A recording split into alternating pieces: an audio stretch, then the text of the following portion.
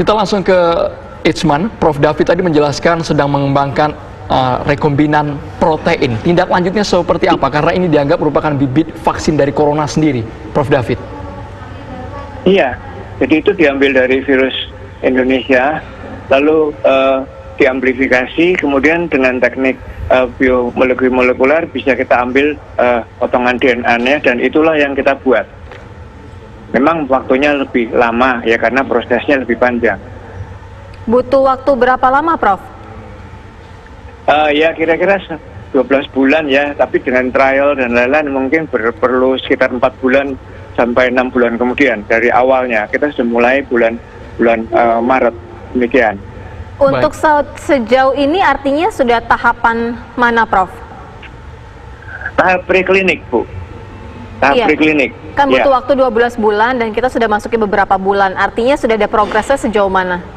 Progresnya kita sudah sampai di level preklinik. Nanti kalau ini bisa berhasil, langkah berikutnya adalah kita tes juga di laboratorium. Kemudian tahap berikutnya adalah disiapkan untuk uji coba hewan. Baik, Prof. David, kalau kami tadi mencerna apa yang dikatakan Prof. David bahwa posisinya ini genom satu gugus kromosom seperti itu hanya berlaku untuk hewan dan tumbuhan. Saat ini berarti belum sampai ke manusia, Prof. David ya, tahapannya? Belum. Jadi kita memang harus clinical trial itu kan kalau pada manusia. Yang di Sinovac pun juga pertama kali kan pasti dicoba dulu pada hewan lebih dulu, lalu dilihat hasilnya bagaimana, barulah tahapannya adalah hewan kecil dulu biasanya ya, mencit, lalu kemudian hewan yang lebih besar, primata, barulah ke manusia. Manusia itu namanya clinical trial, fase 1, 2, dan 3, begitu. Baik, kita ke Prof. Kus lagi. Ini kan kita sudah ada kerjasama sama Sinovac Cina. Anda mendengar mengenai kerjasama dengan pihak Korea untuk berlomba-lomba menemukan sesegera mungkin vaksin corona ini, Prof. Kus? Saya tidak begitu hafal tentang Korea, tapi saya tahu Korea juga meneliti, ya. Tapi yang kerjasama dengan Bio Farma sekarang ini Sinovac dari Chinese, gitu, ya. Jadi yang kita lakukan ini sekarang fase 3. Fase 1, fase 2 itu sudah dilakukan. Dan preclinical trial-nya juga sudah dilakukan. Jadi preclinical trial itu kita nyari epitope, bahan vaksinnya. Kemudian tadi Prof. David bilang, kemudian diuji coba pada binatang stabil dan sebagainya, baru diuji coba pada manusia sukarelawan. Itu baru fase 1. Setelah fase 1 berhasil, baru masuk fase 2. Nah, fase 2 itu juga untuk keamanan dan juga untuk imunogenesitas, ya. Tapi kalau fase 3 itu harus multicenter.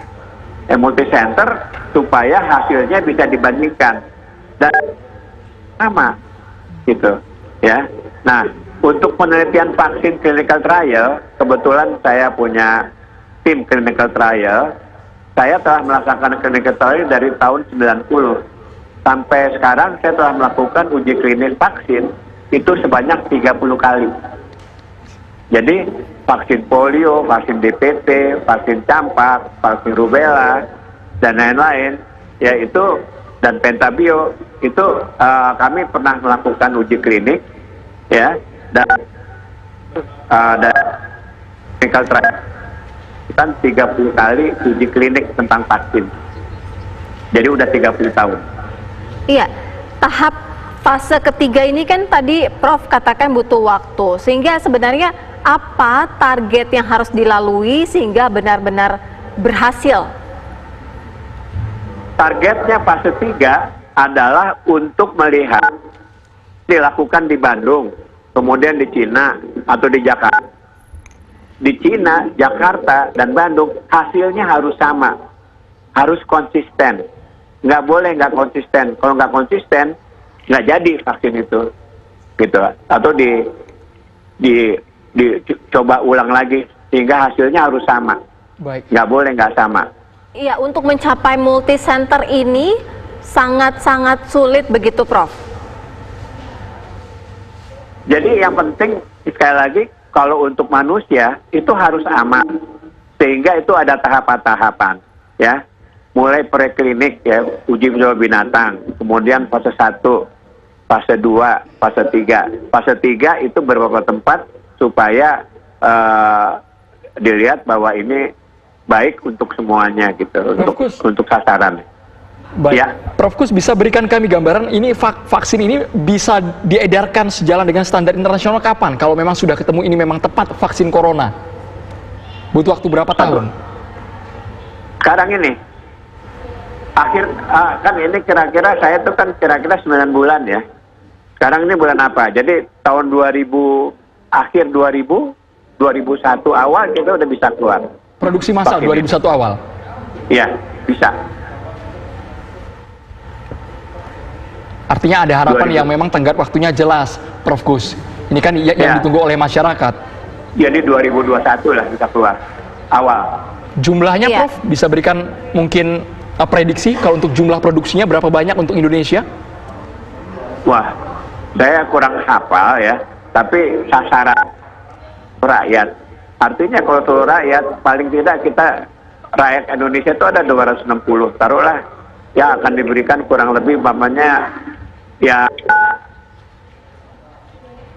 yang rentan dulu gitu ya, maksudnya yang orang-orang yang suka yang rentan, yang jadi mungkin 200 juta. Artinya secara produksi massal itu bisa dilakukan dengan kurun waktu yang cepat, selain dari nanti setelah Januari 2021 ataupun awal 2021, selanjutnya produksi butuh waktu yang cepat atau menunggu lagi? Kalau saya melihat selama ini kan vaksin kan dibikin Bio Farma. Saya kan bukan orang Bio Farma, saya kan orang dari universitas. Iya. Ya, tapi setahu saya, karena saya tuh udah 30 kali uji klinis dan vaksin-vaksin kayak Pentabio mulai dari fase 1, fase 2, fase 3 itu di tempat kami melakukan penelitiannya, dan itu Bio Farma bisa memenuhi kebutuhan untuk Indonesia dan lagi untuk 130 negara kita.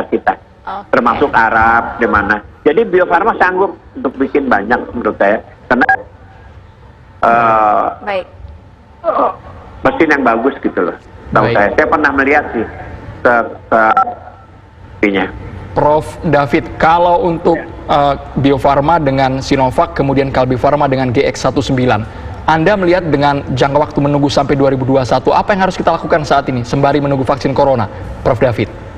Jadi sebetulnya semuanya ini vaksin corona, Pak.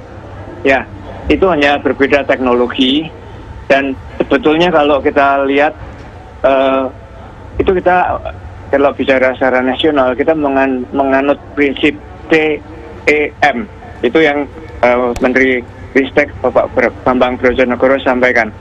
Kita butuh cepat, ya, karena tentu orang banyak mengharapkan dengan kalau vaksin ini sudah ada, berarti lebih terlindungi, jadi lebih aman.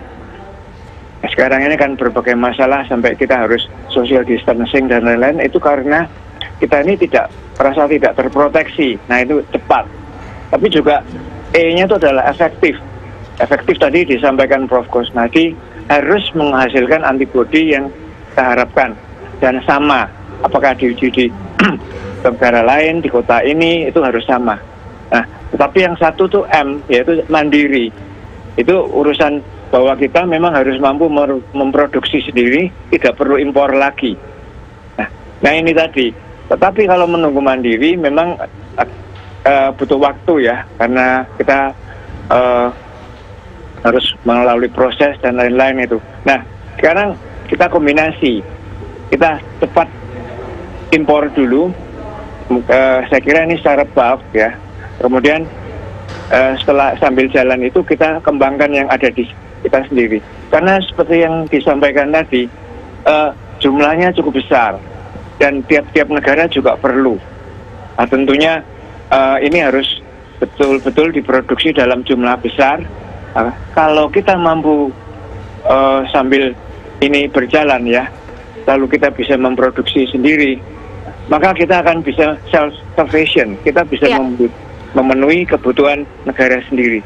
Artinya Dan sekalian- menurut Prof. David, kalau Ya. saat ini kita masih menunggu dalam kurun waktu 9 bulan, kemudian jikalau ada yang menemukan vaksin, sebaiknya kita impor terlebih dahulu. Nah, iya ini karena begini ya, kita memerlukan, itu tadi unsur, kita tidak bisa hanya berpaku pada 1M harus mandiri gitu, kita realistis, kita impor, dan ini ada kerjasama yang penting, efektif dan cepat itu dulu sambil kita jalan. Nah, demikian. Baik, bentuk perlawanan virus coronanya seperti apa, Prof? Apa? Bentuk perlawanan virus corona dari diri kita sendiri seperti apa, Prof? Karena vaksin belum ada sama sekali sampai sekarang. Loh, ya sebetulnya sama ya. Itu juga berdasarkan virus corona yang diinaktifkan kalau di China, yang tapi dibiarkan dulu, lalu virus itu diinaktifkan. Kita pendekatannya lain. Kita tidak mungkin melakukan itu karena sistem infrastruktur dan lain-lain membiarkan virus itu tidak gampang itu. Dan lagi sangat berbahaya. Nah, kita lalu tempuh teknologi yang ada, yaitu yang seperti membuat vaksin hepatitis B. Itu kita ambil potongan virus itu, yang kita nanti jadikan protein, dan itulah yang kita terima disuntikan kepada orang-orang di sini. Demikian. Baik, Jadi, terima kasih. semuanya sama-sama dari coronanya. Ya. Hanya saja di situ virus yang utuh, kalau di sini adalah gen potongan DNA dari virus tersebut, potongan genetik ya, itu yang dijadikan nanti vaksin. Baik, terima kasih Profesor David dan juga Profesor Kusnandi. Kita Terima kasih, harapkan sama-sama. vaksin ini dapat segera ditemukan, di mana uji klinis ini bisa berjalan dengan lancar di fase ketiga saat ini ya. Terima kasih. Ya, terima kasih. Pemirsa, sejumlah pasar menjadi sumber penyebaran baru COVID-19. Informasi selengkapnya kami hadirkan usai jeda.